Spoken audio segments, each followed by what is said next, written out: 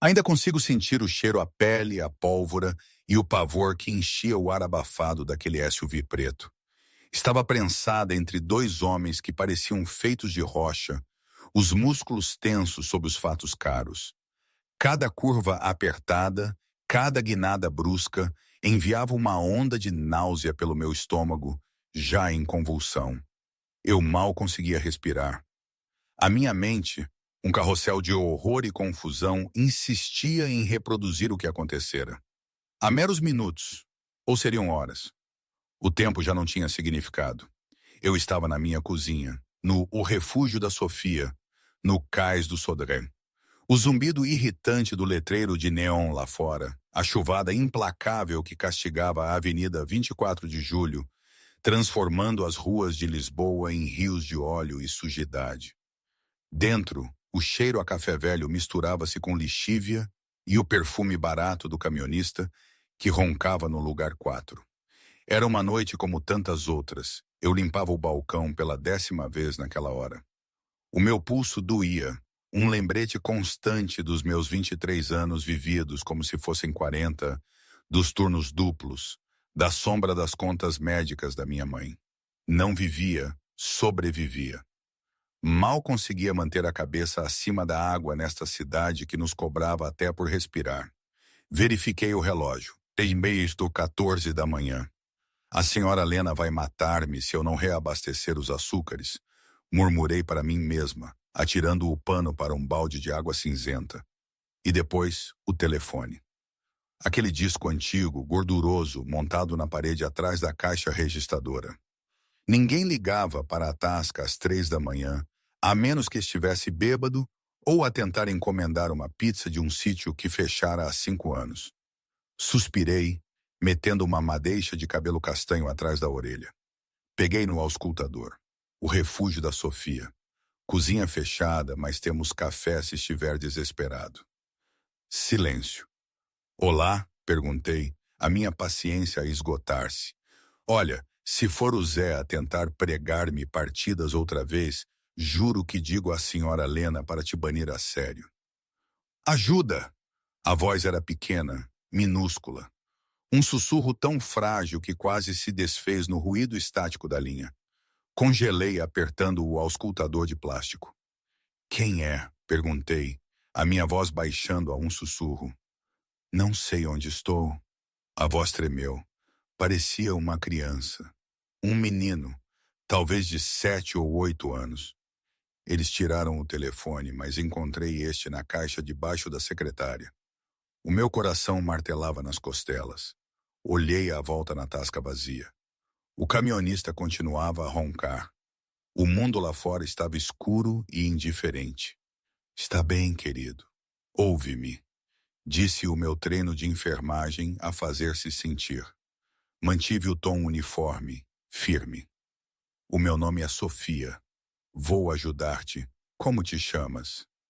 Léo, o menino choramingou. Depois, um suspiro agudo. Ouço-os, as botas. Eles estão a voltar. Léo, ouve-me, insisti, agarrando uma caneta e descrevendo num guardanapo. Sabes onde estás? Consegues ver alguma coisa? É um armazém. Vejo uma placa grande na janela. Está a piscar a vermelho. Diz Açúcar Lisboa. A antiga fábrica de açúcar em Alcântara, abandonada e programada para demolição, a uns bons quilômetros dali, perto da margem do Tejo. Está bem, Léo. Estás a sair-te muito bem.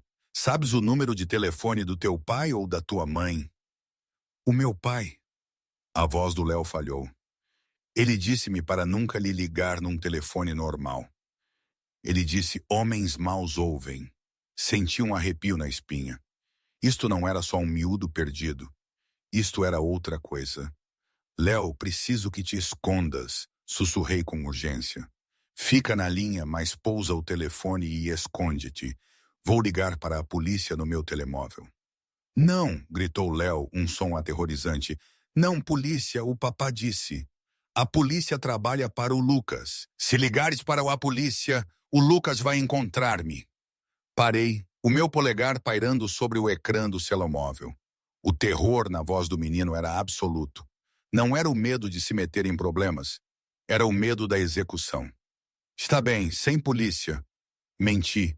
Embora não tivesse a intenção de cumprir essa promessa, eu não conseguia lidar com isto sozinha. Léo, fica comigo, fala comigo, conta-me sobre o teu pai. Ele é assustador, sussurrou Léo. Mas ele compra-me gelado, veste fatos, toda a gente tem medo dele. Mas eu tenho mais medo do Lucas. O Lucas tem uma tatuagem de cobra no pescoço. De repente, um estrondo ecoou pela linha. O som de uma porta de metal pesada a abrir-se. Encontrei-te, seu ratinho. Uma voz rouca rosnou do outro lado. Não, sai de cima de mim. Quero o meu pai. Léo gritou. Depois a linha ficou morta. Eu fiquei ali, o tom de ocupado a zumbir no meu ouvido como um monitor cardíaco em paragem. Atirei o telefone para baixo e agarrei o meu telemóvel. Marquei o 112. 112. Qual é a sua emergência? Acabei de receber uma chamada. Balbuciei correndo para a janela da tasca, a olhar para a chuva como se as respostas estivessem escritas nas luzes da rua. Um miúdo. Foi raptado. Ele disse que estava num armazém com uma placa Açúcar Lisboa. Mencionou um homem chamado Lucas.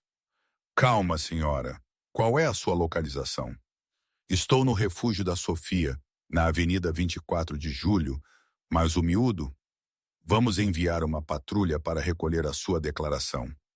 Não estão a perceber, gritei, a frustração a borbulhar. Encontraram-no agora mesmo. Precisam de enviar alguém para a zona ribeirinha. Verifiquem as antigas fábricas. Senhora, não podemos fazer rusgas a armazéns com base numa partida de telefone para uma tasca. E estaremos aí em 20 minutos. 20 minutos? O miúdo não tinha 20 minutos. Desliguei. Olhei para o guardanapo onde escrevera Léo e Açúcar Lisboa. Agarrei no meu impermeável. Não podia simplesmente esperar. Tinha de fazer alguma coisa. Mas antes que pudesse sequer chegar à porta, os faróis cegaram-me. 3 Cadillac Escalades pretos guincharam, parando diretamente em frente à tasca, bloqueando toda a rua. Não estacionaram. Surgiram em força.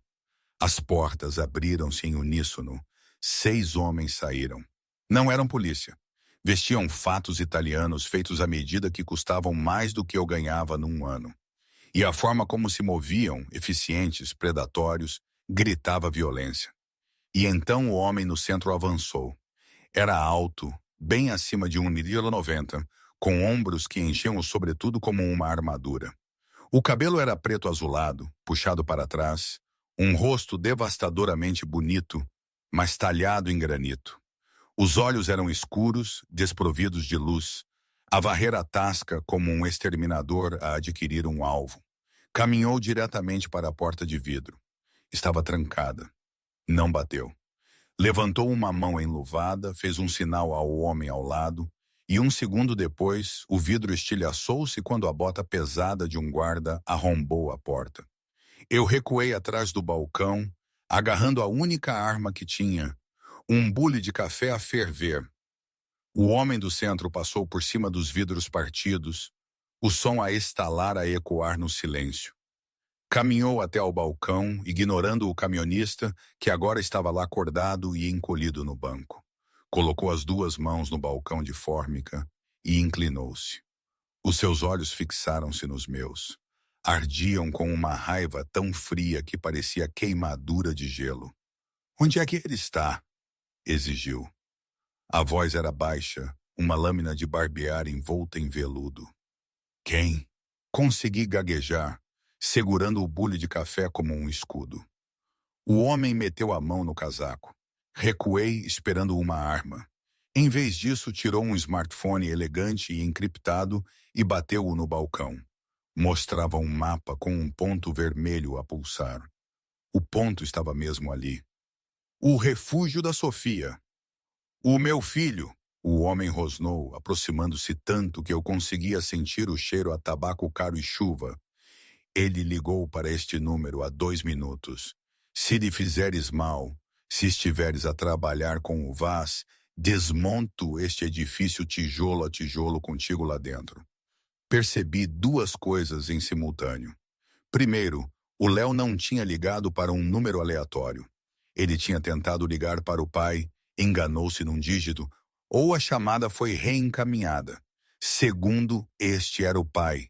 Este era o homem assustador.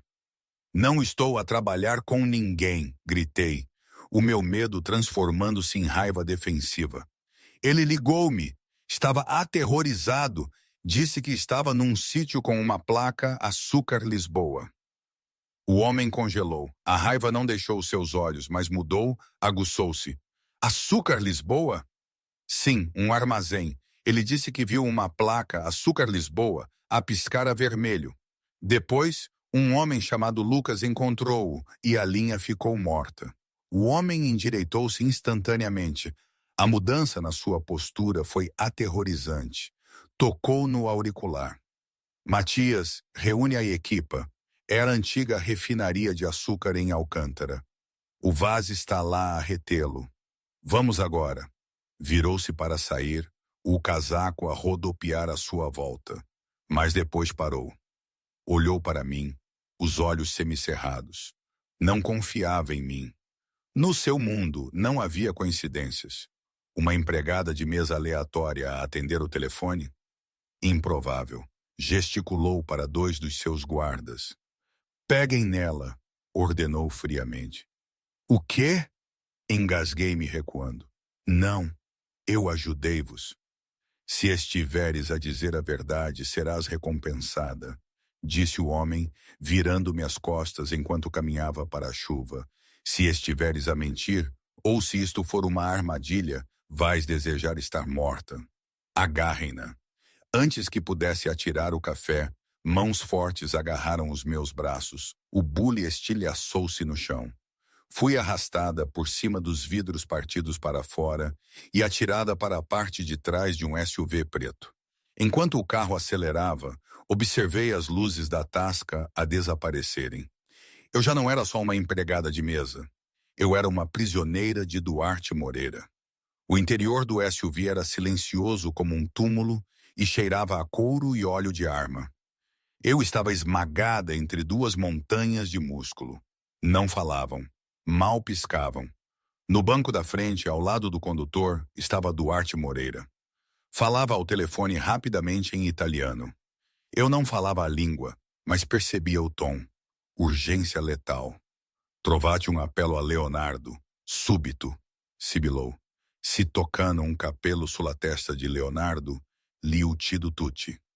Desligou e olhou pelo retrovisor. Os seus olhos encontraram os meus. Por um segundo, vi algo mais do que o implacável chefe da máfia.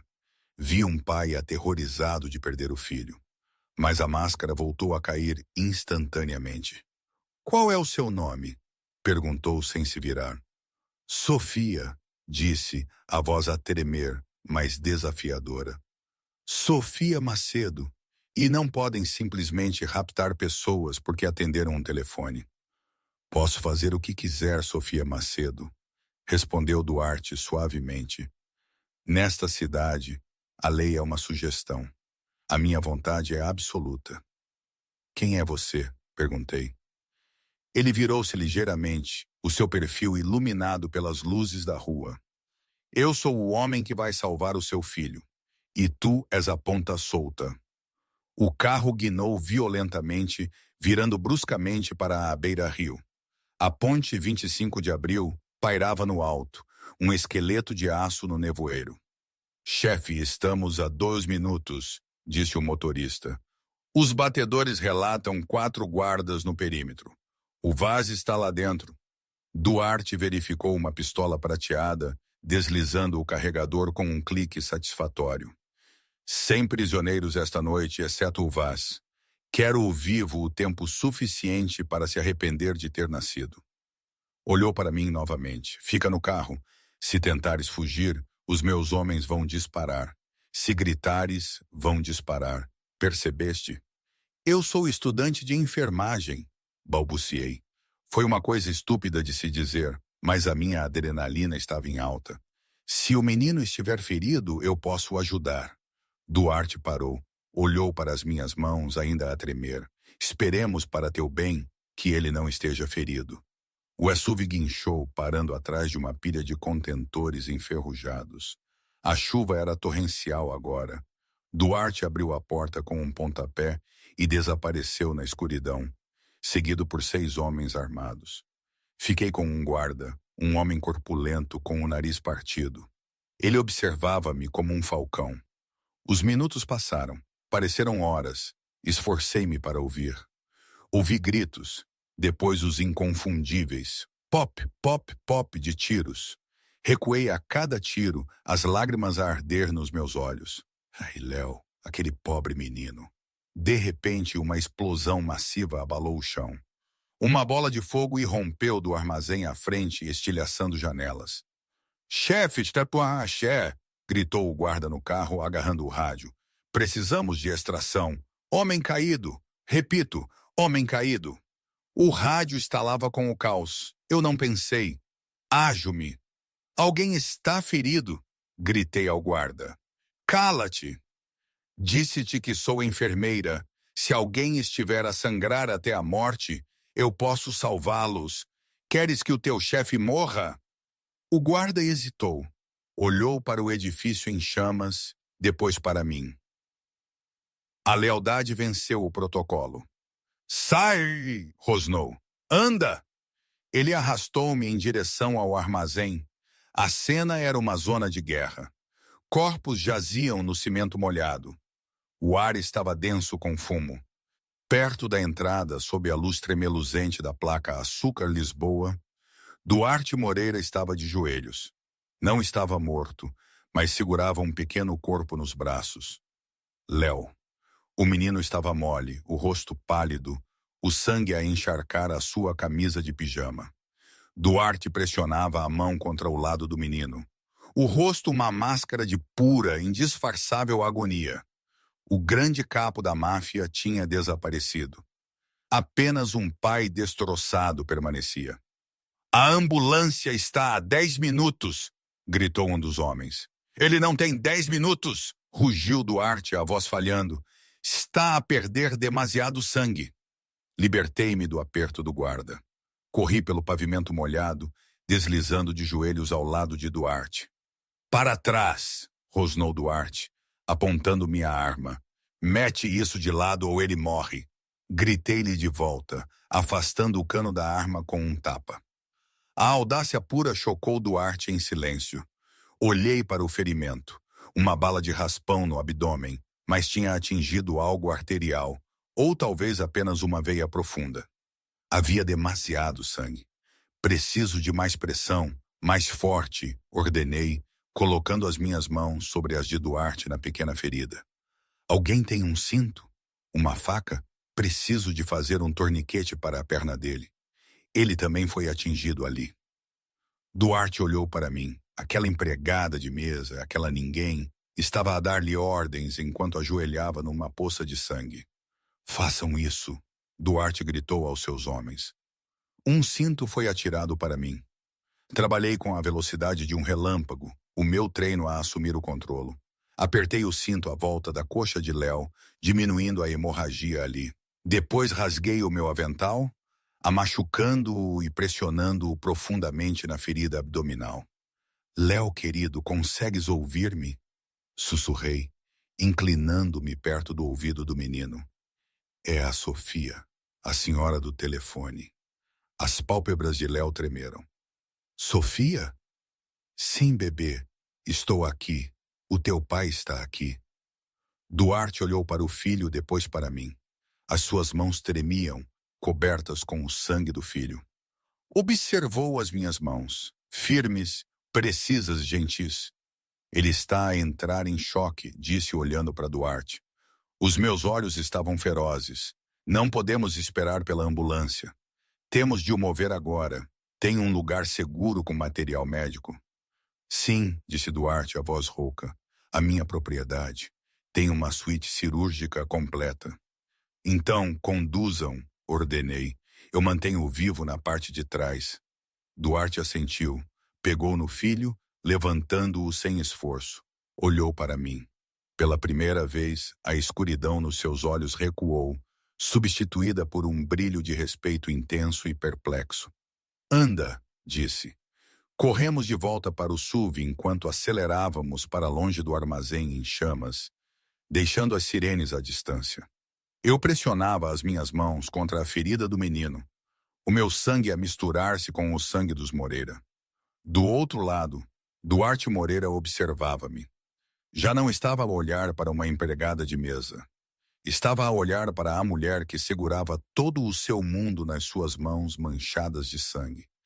Mas à medida que a adrenalina diminuía, notei outra coisa. Duarte estava pálido. Agarrou a pega da porta com tanta força que os seus nós dos dedos estavam brancos. Está ferido, disse, notando uma mancha escura a espalhar-se na sua camisa branca, mesmo abaixo das costelas. Duarte olhou para baixo como se surpreendido por encontrar um buraco de bala ali. Não é nada, resmungou. Não é nada, Sofia, disse. Foca-te no meu filho, ordenou Duarte, a voz a enfraquecer. Se ele morrer, eu morro. A sua cabeça recostou-se no banco. Olhei da criança a sangrar para o pai a sangrar. Estava presa num carro em alta velocidade com 2 gangsters a morrer. Mais rápido, gritei ao motorista. Bem-vinda à família, Sofia. Aquelas palavras pairavam no ar como uma maldição ou uma promessa. Era difícil dizer qual. Os portões de ferro da Quinta Moreira em Sintra não se abriram. Partiram-se como a boca de uma besta, engolindo-nos inteiros. O SUV rasgou a estrada sinuosa, ladeado por carvalhos antigos que pareciam dedos esqueléticos na tempestade. A casa em si era uma fortaleza, uma mansão neogótica imponente que se erguia contra o céu riscado por relâmpagos. Escura, imponente e, sobretudo, silenciosa. Eu não tive tempo para admirar a arquitetura. As minhas mãos estavam a ficar dormentes de tanta pressão que tinha exercido no abdômen de Léo durante os últimos 40 minutos. O menino estava inconsciente, a pele da cor de cinza. Chegamos, Duarte sibilou. Mal estava consciente. A mancha de sangue na camisa espalhara-se, transformando o tecido branco nítido num pesado mapa carmesim da sua dor. No entanto, ele não se recostou. Sentou-se direito, impulsionado por uma força de vontade aterrorizante que desafiava a fisiologia. O carro parou no pórtico. As portas foram abertas por uma equipa à espera. Estes não eram apenas guarda-costas. Eram pessoal médico. 2 homens de bata cirúrgica, movendo-se com precisão militar, deslizaram uma maca para o lado do carro. Levem-no, Duarte ordenou, a voz um grunhido úmido. O Dr. Costa estava preparado. Sim, senhor, o bloco operatório está pronto, respondeu um dos paramédicos, levantando o pequeno corpo de Léo para a maca. Saí do carro, as pernas dormentes. Estava coberta de sangue, nenhum era meu. A chuva lavou-me instantaneamente, misturando-se com o vermelho nas minhas mãos, formando poças cor-de-rosa no caro pavimento de pedra calcária. Observei-os a levarem Léo. Eu devia ter fugido. O portão estava aberto. Os guardas estavam distraídos, mas os meus pés moveram-se por conta própria, seguindo a maca. Eu era enfermeira. Aquele menino era o meu paciente. E você? Uma mão pesada pousou no meu ombro. Era Matias, o guarda de antes. O chefe diz para entrar. Ele precisa de si. Preciso de ir embora, disse a voz a tremer. Eu fiz a minha parte. Mantive-o vivo. Não sai até que o chefe diga que sai, disse Matias sombriamente. Guiou-me pelas enormes portas de mogno. O foyer era deslumbrante. Chão de mármore preto, um candelabro de cristal do tamanho de um carro e arte que pertencia ao Museu Nacional de Arte Antiga. Mas o rastro de gotas de sangue que levava pelo corredor arruinava a estética. Entramos num quarto que parecia uma clínica privada de luxo. Paredes brancas estéreis, monitores a apitar, o cheiro a antisséptico a cortar o cheiro à chuva. Um homem mais velho com cabelo grisalho e óculos de armação fina, o Dr. Henry Costa, já estava a cortar a camisa de Léo. A pressão arterial está a cair 70 sobre 40, gritou uma enfermeira. Precisamos de pinçar aquela artéria, disse o Dr. Costa, a voz calma, mas tensa. Tragam-me 2 unidades de O negativo imediatamente. Fiquei à porta a observar. Depois vi Duarte. O chefe da máfia tinha recusado uma maca. Estava encostado à parede, agarrado ao flanco, recusando-se a deixar o segundo médico tocá-lo. Estava a observar o filho.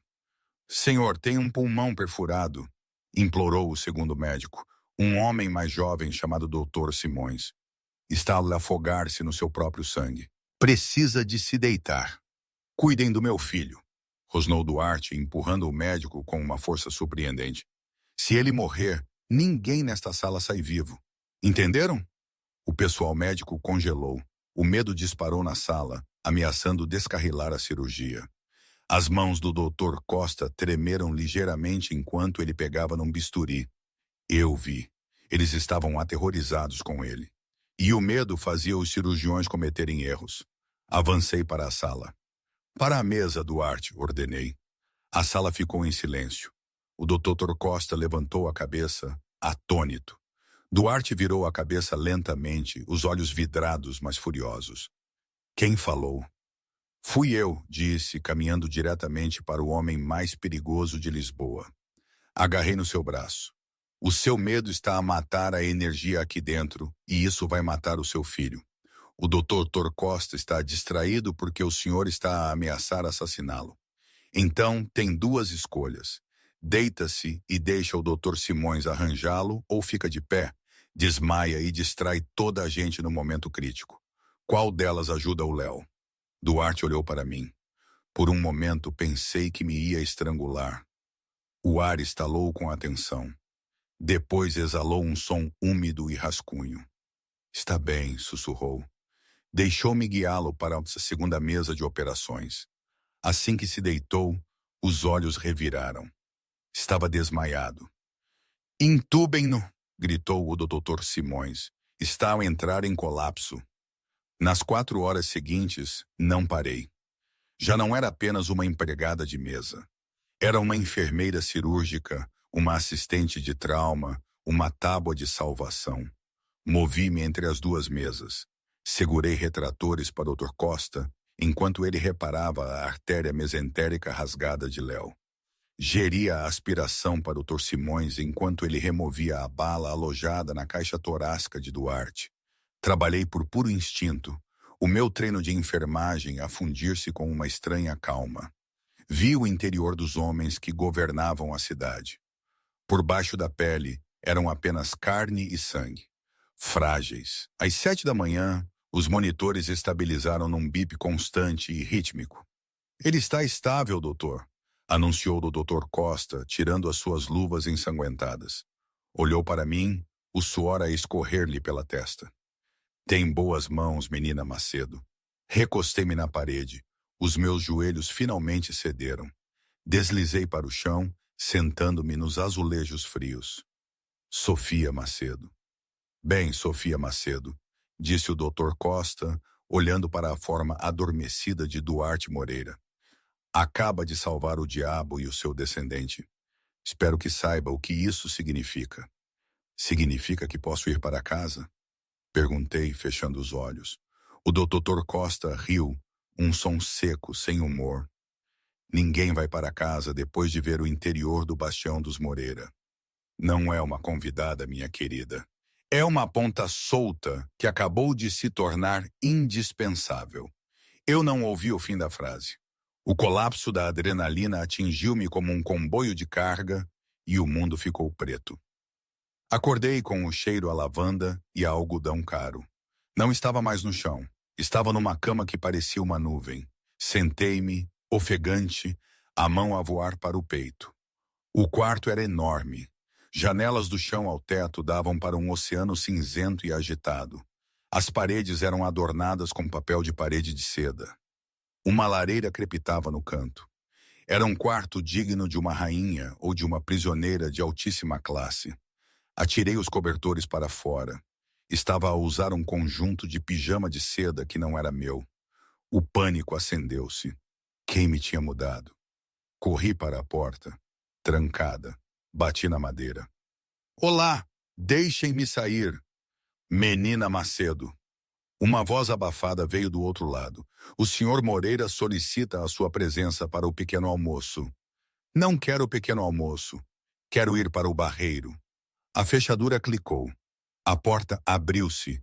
Lá estava uma mulher na casa dos 50 anos, vestida com um uniforme de governanta preto e austero. O seu rosto era gentil, mas firme. Eu sou Marta. Preparei um banho para si e roupas limpas.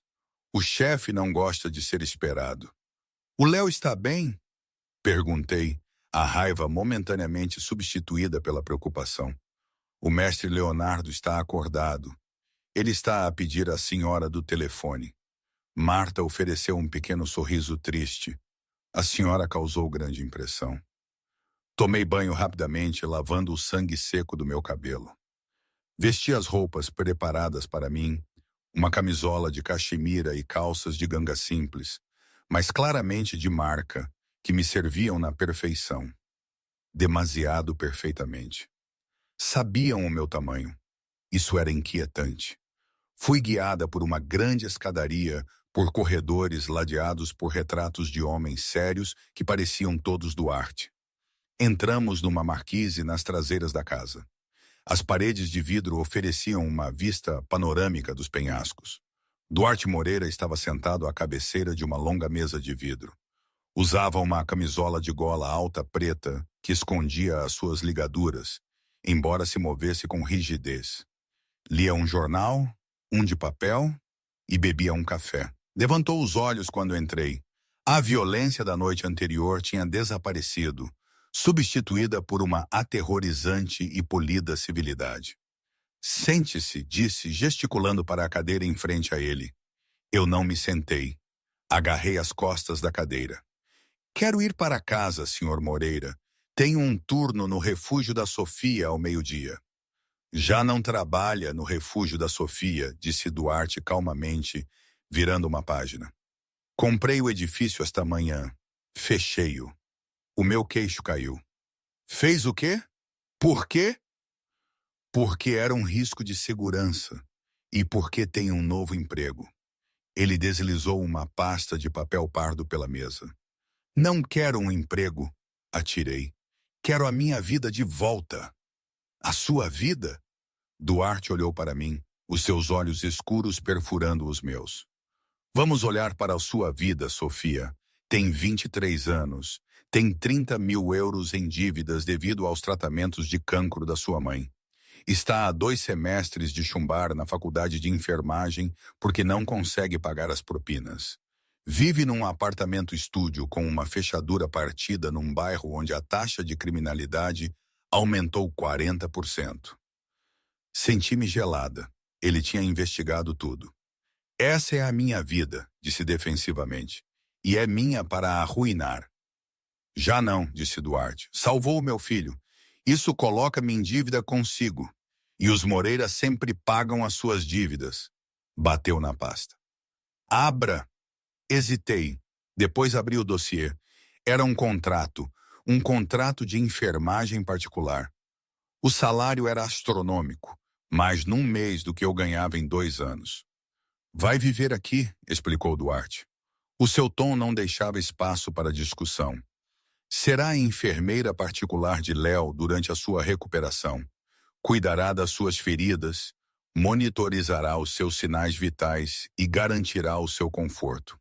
Em troca, pagarei a dívida médica da sua mãe. Pagarei as suas propinas e estará segura. Segura do quê? Perguntei. A única pessoa de quem tenho medo é o senhor. Duarte levantou-se lentamente, encolhendo-se ligeiramente enquanto os seus pontos puxavam. Caminhou à volta da mesa até estar a poucos centímetros de mim. Ele pairava sobre mim, irradiando calor e poder. Atendeu uma chamada destinada a um homem morto, disse Duarte, a voz baixando a um sussurro. O Vai sabe que alguém ajudou o Léo a escapar. Ele sabe que foi uma mulher. Se voltar para o barreiro, estará morta em 24 horas. Torturarão-na para descobrir onde estou. Engoli em seco. Então sou uma prisioneira.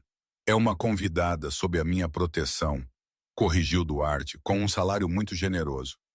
E se eu disser que não, não o fará. Ele tinha razão. Não podia dizer que não. Não com a dívida a pairar sobre mim. Não com a ameaça de Lucas Vaz. Posso ver o Léo? Perguntei calmamente. A expressão de Duarte suavizou-se. Apenas uma fração. Ele está na ala leste. Recusa-se a comer o mingau até a ver. Virei-me para sair, mas Duarte agarrou-me o pulso. O seu aperto era quente, áspero. Sofia, disse, foi a primeira vez que usou o meu nome sem um tom zombeteiro. Não me faça arrepender de confiar em si. A traição é o único pecado que não perdoo. Eu salvei a vida dele, disse afastando a mão. Não sou eu quem precisa de se preocupar. Saí o coração a bater. Encontrei Léo num quarto cheio de brinquedos que pareciam nunca ter sido usados. Estava deitado na cama, parecendo pequeno e frágil contra as almofadas. Sofia! O rosto dele iluminou-se quando me viu. Olá, menino corajoso. Sorri, todo o meu medo a derreter-se enquanto me sentava na beira da cama. Soube que estás a dar trabalho a Marta por causa do mingau. Sabe a papel molhado, queixou-se Léo. Podes fazer-me panquecas? O papá disse que eras empregada de mesa. Ri. Acho que consigo fazer panquecas, mas só se verificares primeiro as tuas ligaduras. Durante a semana seguinte, caí numa rotina. Mudei os curativos de Léo, geri os seus analgésicos e sim, fiz panquecas. Vi Duarte raramente. Ele estava sempre no seu escritório, rodeado por homens de fato, a falar em tons baixos e zangados. Soube que a guerra estava a escalar. Lucas Vaz estava a queimar negócios dos Moreira por toda a cidade. Numa tarde chuvosa, estava na biblioteca à procura de um livro para Léo. Pensava que estava sozinha. Encontrei Duarte sentado numa poltrona de couro junto à lareira apagada. Tinha um copo de uísque numa mão e uma moldura na outra. Não estava a olhar para a foto. Estava a olhar para o vazio. Virei-me para sair, mas a tábua do chão rangeu. Duarte não sobressaltou, apenas virou a cabeça. Fica. Caminhei até ele. Estava apenas à procura de A Ilha do Tesouro. Terceira prateleira à esquerda, disse automaticamente. Fui buscar o livro, mas não saí. Devia mudar o curativo. Estava a mover-se com rigidez no jantar ontem à noite. Estou bem, grunhiu. É teimoso, contrapus. Deixe-me ver. Duarte suspirou e pousou o uísque. Desabotoou a camisa. Tentei manter o meu profissionalismo, mas a visão do seu torso cinzelado, marcado por cicatrizes e tatuagens, fez-me prender a respiração. Tirei as gases do seu lado. Está a sarar bem, mas precisa de dormir mais. Dormir é um luxo que não posso pagar, disse Duarte, a observar o meu rosto enquanto trabalhava. O Vaz está a ficar mais audacioso. Atacou um carregamento no Montijo ontem à noite. Parece saber os meus movimentos antes que eu os faça. Tem um informador, disse aplicando fita nova. Eu sei, os olhos de Duarte escureceram. E vou encontrá-lo, e vou cortar-lhe a língua. Olhou para a foto que segurava. Olhei para ela. Era uma mulher bonita, a rir, a segurar um bebê Léo. A mãe dele? Perguntei suavemente.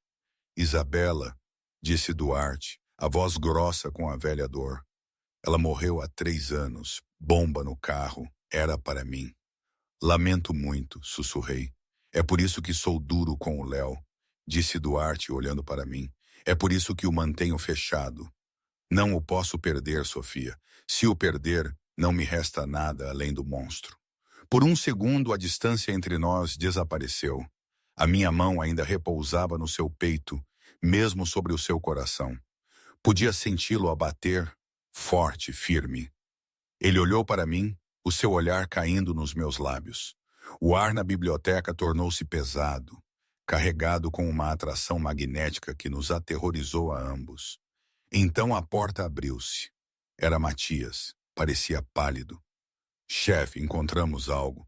Duarte abotoou a camisa instantaneamente. O momento estilhaçou-se. O quê? Matias olhou para Sofia, depois para Duarte. É sobre a fuga de informação. Rastreamos a chamada que o Léo fez do armazém. Sabemos que ele ligou para a Tasca, disse Duarte impacientemente. Não, chefe, disse Matias, dando um passo em frente. Rastreamos as outras chamadas feitas daquele telefone do armazém nos dias anteriores. Uma delas foi para um número no Barreiro. Matias tirou um pedaço de papel. Era para um telemóvel pré-pago registrado em nome de um Arthur Macedo. Congelei. O sangue esvaiu-se do meu rosto. O meu pai, gaguejei. Não o vejo há 5 anos. Ele é um bêbado. O rosto de Duarte mudou. A vulnerabilidade desapareceu. O monstro voltou. Levantou-se caminhando na minha direção. Arthur Macedo, disse Duarte, a voz caindo para o zero absoluto. Arthur Macedo era o motorista do irmão de Lucas Vaz. O motorista que plantou a bomba que matou a minha esposa. Engasguei-me recuando. Não, eu não sabia. Juro. Não sabias? Duarte riu. Um som cruel, aterrorizante. O teu pai trabalha para o homem que tenta matar o meu filho. E, coincidentemente, o meu filho liga para ti.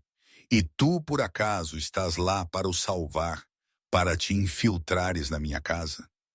Não foi assim, gritei, as lágrimas brotando dos meus olhos.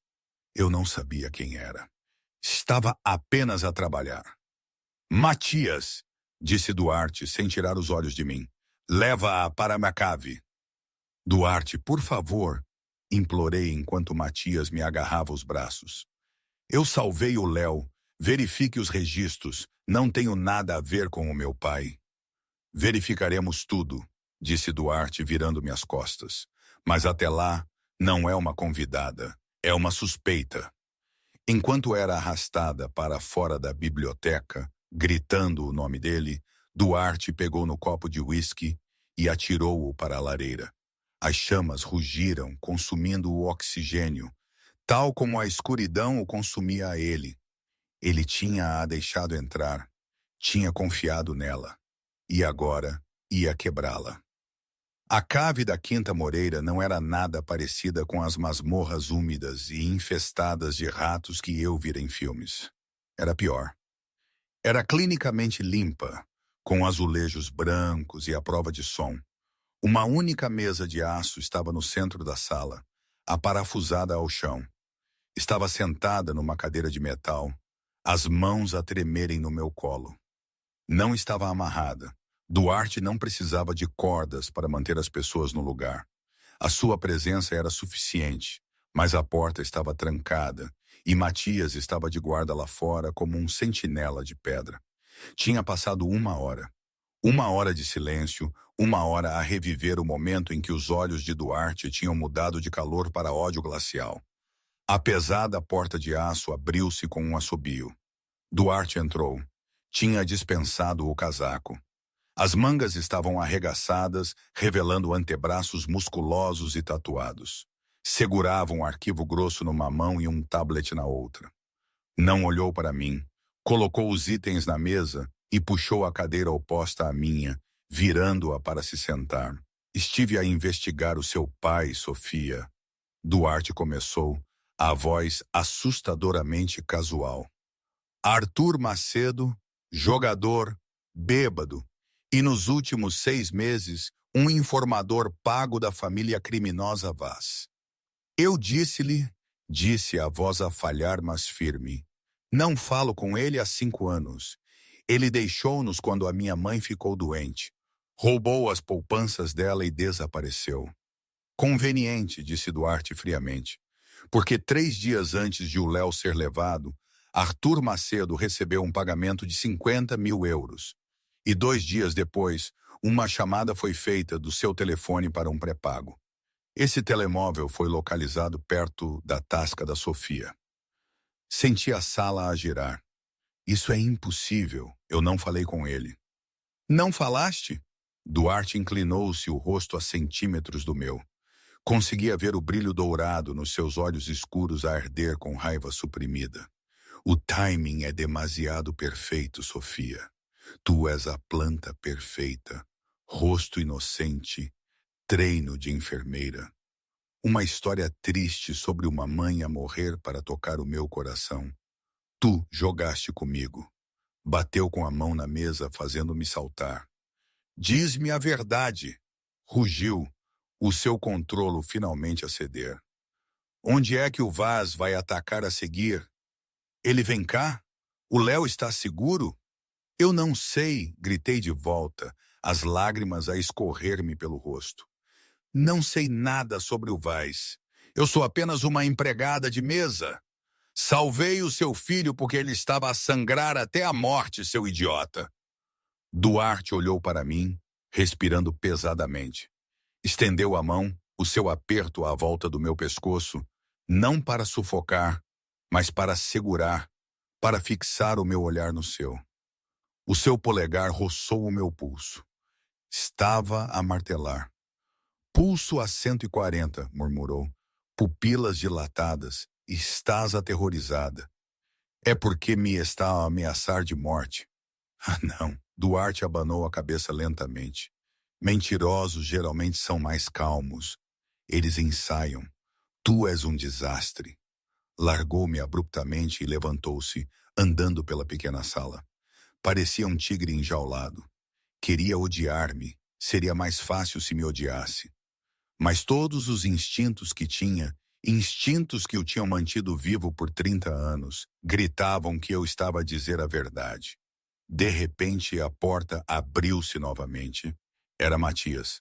Chefe, temos o áudio, disse Matias, entregando uma penha USB a Duarte. Os nossos homens grampearam a linha principal do Vaz. Ele fez uma chamada para Arthur Macedo há 10 minutos. Duarte agarrou a pen e ligou-a ao tablet na mesa. Carregou em reproduzir. O áudio era granulado, mas as vozes eram distintas. Onde está a minha filha, seu filho da puta? Era a voz de Arthur Macedo, arrastada e desesperada. Tu disseste que ela não se ia magoar. Disseste que só querias assustar os Moreira. Depois, uma voz suave e untuosa. Lucas Vaz. A tua filha está morta, Arthur. Ou estará em breve. Os Moreira apanharam-na. Provavelmente acham que ela é a informadora. Vão torturá-la durante dias. Devias ter pensado nisso antes de a venderes por uma garrafa de uísque. Eu quero o meu dinheiro, gritou Arthur. Tu recebes uma bala. Vaz riu. Adeus, Arthur. A gravação terminou com um clique. O silêncio encheu a sala branca. Um silêncio pesado, sufocante. Eu tinha as mãos sobre a boca. Um soluço preso na garganta. O meu pai não tinha apenas trabalhado para eles. Ele tinha me vendido como dano colateral. Ele tinha me preparado para ser morta por Duarte. Duarte ficou paralisado. A raiva esvaiu-se dele, substituída por uma fria constatação. Quase tinha executado a única pessoa que alguma vez arriscara a vida pelo seu filho sem pedir um tostão. Olhou para mim. Eu estava destroçada, encolhida em mim mesma, a tremer. Sofia, sussurrou. Sai de perto de mim, gaguejei. Deixa-me ir. Quero ir para casa. Duarte não saiu. Caminhou à volta da mesa. Ajoelhou-se ao lado da minha cadeira, colocando-se mais baixo do que eu, uma postura submissa para um rei.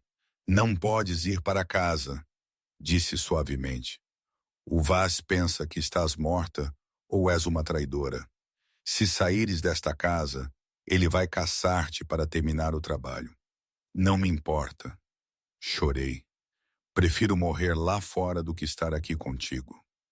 As palavras atingiram Duarte como um golpe físico. Ele estendeu a mão, hesitante, depois colocou a sua mão grande e quente sobre a minha, a tremer uma vez. Lamento, disse. As palavras tinham gosto a cinzas. Duarte Moreira não pedia desculpas, mas por mim, ele o faria. Estava errado. Deixei o meu medo pelo Léo cegar-me. Levantei os olhos, às orlas vermelhas. Quase me matou. Eu sei. disse Duarte intensamente. E vou passar o resto da minha vida a compensar por isso. Mas agora, preciso que confies em mim mais uma vez. Ele levantou-se e puxou-me para cima. A proximidade era elétrica. A adrenalina, o medo, o alívio, tudo se misturava. Duarte olhou para os meus lábios. Ele queria beijar-me, queria consumir-me, mas ainda não tinha ganho esse direito. Vem, disse, a voz áspera. Precisas de estar com o Léo. Hoje à noite acabamos com isto. O que quer dizer? Perguntei, limpando o rosto. O Vaz traiu o teu pai. Isso significa que o Vaz pensa que ganhou. Os olhos de Duarte endureceram em diamantes negros. Ele virá à quinta esta noite. Ele pensa que estou distraído a torturar uma espiã. Ele pensa que os portões estão fracos. Duarte tirou uma arma da cintura e verificou a câmara. Ele vem para um massacre. A tempestade lá fora intensificou-se, o trovão a chocalhar os vidros das janelas e a mascarar o som do inimigo que se aproximava. No quarto de Léo, sentei-me numa cadeira de balanço, uma pequena pistola prateada, pesada no meu colo. Duarte tinha me dado com uma instrução simples. Aponta e puxa. Não hesites. Léo dormia, agarrado ao seu ursinho de peluche, sem saber que 50 dos homens mais perigosos de Lisboa estavam a cercar a propriedade. Às 2 da manhã, as luzes morreram. Os geradores de emergência zumbaram para a vida instantaneamente, banhando os corredores num brilho vermelho sangue e fraco. Depois veio a explosão. Os portões da frente foram arrancados dos gonzos e a noite irrompeu em tiroteios. Cá embaixo, Duarte Moreira era um turbilhão de violência. Ele segurava o foyer com Matias e uma dúzia de guardas, disparando o seu rifle de assalto com precisão mecânica, mas o rádio estalava com más notícias. Chefe, estão a invadir a ala oeste. Usaram cargas térmicas na porta da cozinha. A ala oeste que levava diretamente às escadas de serviço e ao quarto do Léo. Mantenham a linha aqui, rugiu Duarte, abandonando a sua posição. Subiu a grande escadaria, subindo os degraus 3 de cada vez. Tinha de chegar a Sofia. Cá em cima, ouvi os pesados e úmidos passos das botas no corredor. Empurrei Léo para trás da fila de casacos de inverno no closet. Não faças barulho, sussurrei com urgência. Conta até 1000 na tua cabeça. Fechei a porta do closet e fiquei no centro do quarto, levantando a pistola trêmula. A maçaneta da porta do quarto virou-se. Depois a fechadura foi explodida por um tiro de caçadeira. Lucas Vaz entrou. Estava encharcado, uma metralhadora numa mão, uma tatuagem de cobra a enrolar-se no pescoço. Bem, Vaz zombou, passando por cima dos destroços. A enfermeira. O Arthur disse que eras bonita. Ele varreu a sala. Onde está o menino? Vai para o inferno, disse, disparei. A bala errou o alvo, estilhaçando um vaso. Vaz riu, atirando-se a mim. Deu-me um estalo no rosto, a força fazendo-me embater na parede. A arma deslizou pelo chão. Ele agarrou-me pelo cabelo, arrastando-me para cima. Diz-me, e faço rápido, sibilou, encostando a arma à minha têmpora. Lucas! Duarte estava na porta, o peito arfando, sangue a escorrer de um corte na testa. O seu rifle estava apontado diretamente para a cabeça de Vaz. Larga-a, rosnou Duarte, a voz a vibrar com intenção letal. Larga a arma, Moreira, Vaz gritou, usando-me como escudo humano. Larga-a ou pinto as paredes com os miolos dela. Os olhos de Duarte moveram-se para mim. Eu estava a sangrar, aterrorizada, mas os meus olhos continham confiança absoluta. Faz isso, sussurrei. Duarte lentamente pousou o rifle no chão e atirou-o para longe. Bom, Vaz sorriu, mudando ligeiramente a mira para Duarte. Agora ajoelha-te. Quero ver o grande Duarte Moreira a implorar. Duarte afundou-se de joelhos. Parecia derrotado, mas vi a sua mão a mover-se centímetros em direção ao seu tornozelo. Esse milésimo de segundo foi tudo o que eu precisei. Pisei o peito do pé de Vaz com o meu calcanhar e atirei a cabeça para trás, batendo com a minha testa no nariz dele. Vaz uivou. O seu aperto afrouxou. Bang! Duarte não falhou. Ele tirou a pistola sobressalente do coldre do tornozelo num movimento fluido. A bala atingiu Vaz precisamente entre os olhos. O vilão caiu no chão, morto. Duarte estava de pé instantaneamente, correndo para mim. Agarrou o meu rosto, limpando o sangue do meu lábio. Sofia, respirou. Estás ferida. Abalou a cabeça, a adrenalina a desvanecer-se em choque. Léo, o closet. Duarte abriu a porta do closet. Léo estava lá sentado, as mãos sobre os ouvidos. Papá! Léo gritou, atirando-se para os braços de Duarte. Duarte pegou no filho, puxando-me para o abraço. Afundamo-nos no chão, um emaranhado de membros e alívio, rodeados pelos destroços da guerra. A voz de Matias estalou no rádio do cinto de Duarte. Chefe, Vaz está morto. Os hostis estão a render-se. Acabou. Duarte fechou os olhos, enterrando o rosto no meu pescoço. Acabou, sussurrou. O sol da manhã surgiu no horizonte, pintando o céu em tons de laranja violento e rosa suave. A tempestade tinha finalmente passado, deixando o ar fresco e limpo. A Quinta Moreira era uma ruína. As janelas estavam estilhaçadas. O relvado estava revolvido por pneus e fita da polícia privada, isolava os portões principais. Mas a fortaleza ainda estava de pé. Eu sentava-me no terraço de pedra com vista para o oceano, enrolada num cobertor de lã espesso. As minhas mãos estavam à volta de uma caneca de chá fumegante, o calor a infiltrar-se nos meus dedos frios. A minha bochecha estava roxa e marcada pelo estalo de Vaz, mas eu sentia-me estranhamente alerta, viva. Ouvi passos atrás de mim, pesados, deliberados. Duarte. Ele tinha tomado banho e mudado para um fato novo. Embora a sombra da barba, por fazer na sua mandíbula, o fizesse parecer perigoso, robusto. Caminhou até o corrimão, a olhar para a água cinzenta e agitada. A polícia já tratou de tudo, disse suavemente, a voz rouca de fumo e gritos. A história oficial é uma invasão doméstica. Os homens do Vaz desapareceram e Arthur Macedo foi localizado num motel no Montijo. Está sob custódia. Apertei a caneca, os nós dos meus dedos embranquecendo. O que vai acontecer a ele? Duarte virou-se para me olhar, os seus olhos escuros e legíveis. Isso é contigo. Posso fazê-lo desaparecer permanentemente ou posso dar-lhe um bilhete para o Alasca e um aviso de que, se voltar a mencionar o teu nome, morre. A tua escolha. Olhei para o oceano. Pensei no meu pai, na traição, nos anos de negligência, na forma como ele vendera a minha vida por uma dívida de jogo.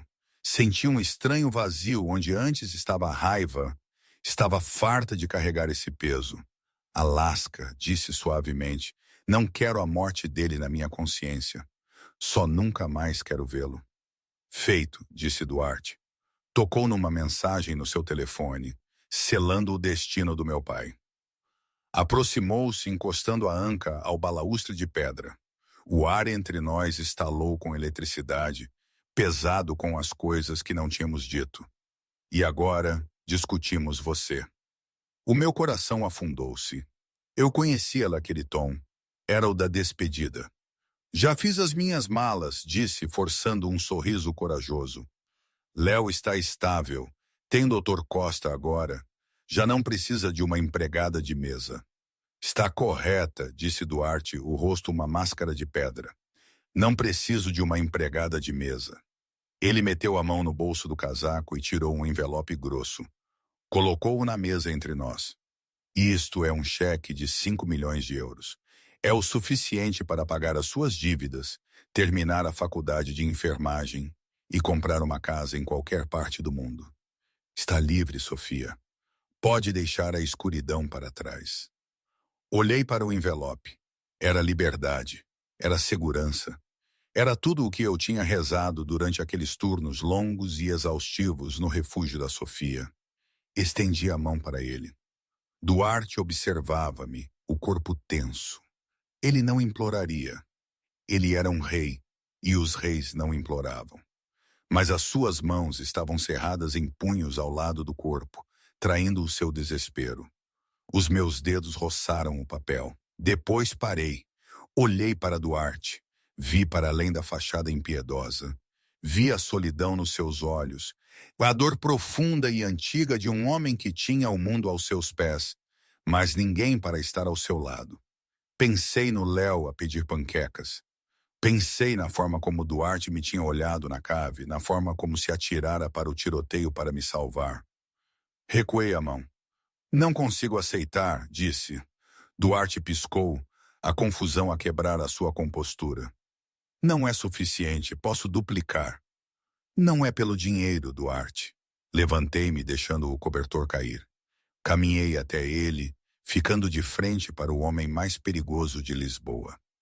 Disse que não precisa de uma empregada de mesa, mas precisa de mim? A máscara de Duarte estilhaçou-se. Soltou uma respiração irregular, estendendo a mão para segurar o meu rosto. O seu polegar acariciou a nódoa negra na minha bochecha ternamente. Sofia, rosnou, sou um homem mau. Tenho sangue nas mãos. Esta vida é uma gaiola. Por que quererias ficar na gaiola? Porque eu sussurrei, levantando-me em bicos dos pés. É uma gaiola dourada e a chave está por dentro. Coloquei a mão sobre o seu coração, sentindo-o martelar contra as suas costelas. Além disso, alguém tem de se certificar de que não morre da próxima vez que decidir fazer de herói. Duarte não falou. Não conseguia. Fez a única coisa que podia fazer. Beijou-me. Não foi um beijo gentil, foi uma posse. Foi feroz, apaixonado e desesperado. Beijou-me como se eu fosse o oxigênio de que ele precisava para respirar. Envolvi os braços à volta do seu pescoço, puxando-o para mais perto, derretendo-me no seu calor. Pela primeira vez em anos, o impiedoso capo não estava a pensar em território ou guerra. Estava a pensar no futuro. Papá, Sofia! Separamo-nos ofegantes. Léo estava nas portas de vidro, a segurar o seu ursinho de peluche, com um largo sorriso no rosto. Estão a beijar-se? Ele riu. Duarte olhou para o filho, depois para mim. Um sorriso genuíno, um que lhe chegava aos olhos, transformou o seu rosto. Sim, Léo, disse Duarte, envolvendo um braço protetor à volta da minha cintura e puxando-me para junto de si. Estamos. Isso significa que a Sofia fica? Perguntou Léo, os olhos cheios de esperança. Duarte olhou para mim. Para sempre. Sorri, encostando a cabeça ao ombro de Duarte. Olhei para o cheque ainda na mesa, depois para o oceano. Não precisava do dinheiro. Eu tinha algo que valia muito mais. Eu tinha uma família. E que Deus ajude quem quer que tente tocá-los agora. E é assim que eu, Sofia Macedo, passei de servir café num tasca solitária a governar os bastidores de Lisboa ao lado do único homem que conseguia igualar o meu fogo. Pensei que estava a salvar um menino, mas no fim, salvei-os a todos. Duarte Moreira encontrou o seu coração. Léo encontrou uma mãe. E eu encontrei um tipo de amor, um que era meio assustador, meio maravilhoso, mas que de alguma forma me fazia sentir completa. Um amor pelo qual valia a pena lutar, mesmo que o caminho fosse tortuoso e cheio de sombras. Hoje, sentada aqui, às vezes pergunto-me se foi a escolha certa. Se o conforto e a segurança, este luxo todo, valem a confusão, o perigo. Noites ainda me custam a dormir, não por pesadelos, mas por uma agitação, uma sensação de que a paz é apenas temporária. As cicatrizes, tanto as visíveis como as invisíveis, são constantes lembretes. Haverá um felizes para sempre neste tipo de vida? Não sei. Honestamente, não sei. Mas sei que de alguma forma pertenço a este caos, e isso talvez seja o